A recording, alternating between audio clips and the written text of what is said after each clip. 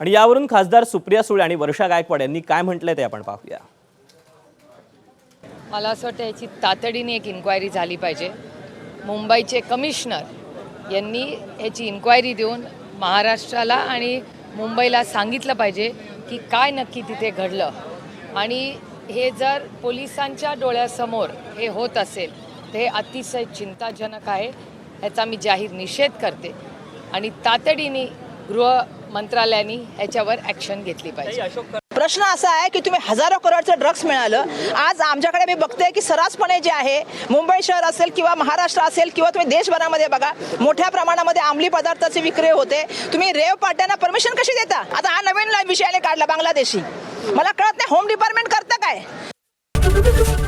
ABP माझा, उघडा डोळे बघा नीट।